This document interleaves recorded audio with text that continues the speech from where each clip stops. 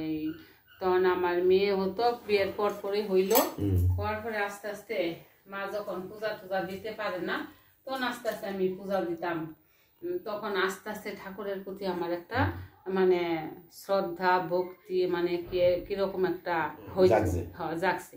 তারপর আস্তে আস্তে আমি ঠাকুরকে দইরা অনেক কিছু পাইছি, অনেক অনেক পাইছি। মানে আমার ঠাকুর যে জাগ্রত আছে আমি সেটা অনুভব করি।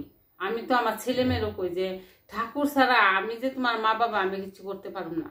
আমার কাছে না বললে ঠাকুরের কাছে বলবা, দেখবা আমি কিছু পারুম না কিন্তু ঠাকুর তোমাদের সবকিছু করবে। আমার মেয়েটা মা তুমি একটু ঠাকুরের ডাকো না, তোমার ঠাকুর তুমি যেভাবে বলো তোমার ডাক শুনে আমাকে আমার কথা বলো না।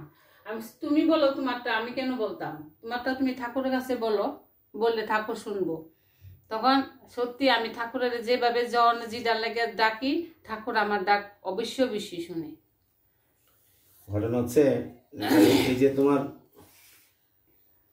ঠাকুর বলছেন বিশ্বাস, নির্ভরতা আর আত্মত্যাগ, এই তিনটি হচ্ছে বীরত্বের লক্ষণ।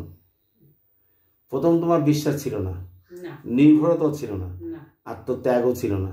পরক্ষণে যেহেতু এই ঘরের পুত্রবধূ, তা আমাদের তাদের নির্দেশ, তাদের শাশুড়ি পারছে না, আমাকে করতে হবে।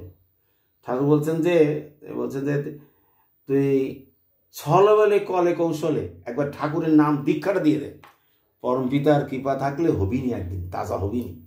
হ্যাঁ, এক ঋত্বিক গিয়ে ঠাকুরকে বলছে, ঠাকুর এগুলো সাইডে, ঋত্বিক বলছে ঠাকুর দীক্ষা তো বহুত দিয়েছি কিন্তু তোকে বাড়ির স্টুডি করে না, কিছু করে না, এগুলো দিয়ে কী হবে? কয় ছলে বলে দীক্ষাটা দিয়ে দে, ও একদিন করবিনি। এই জন্য এই যে তোমার মাঝখানে সেটা প্রমাণ পেলাম, তুমি তাকে ধরে যে তুমি কিছু পাই, এই যে বিশ্বাস তার উপরে। তো এই জন্য বললাম আজকে তোমার বাড়িতে প্রার্থনা করে আমার খুব ভালো লাগছে। হ্যাঁ, ঠাকুর তোমার সেবাতে আছে এখানে, প্রতিটি গৃহেই তিনি থাকেন, বাস করেন। হ্যাঁ, এই জন্য ঋত্বিক ডাকতে হয় মাঝে মাঝে। আমার ছেলে কিন্তু আবার ঠাকুর দিলে এখন জানি না কি হয়, কিন্তু আমার ছেলে কিন্তু অনেক ইষ্টপ্রাণ। সকালবেলা মুখ দিয়ে আসে ইষ্টবৃত্তি করবো, প্রার্থনা হইলে মানে খেলতে যে গেলবো তার শঙ্খ ফুস শুনবো মন্দিরে, দৌড়ে বাড়ি ঠাকুর দিয়ে দৌড়ে প্রার্থনা দিয়ে যাবো। বাহ, সুন্দর।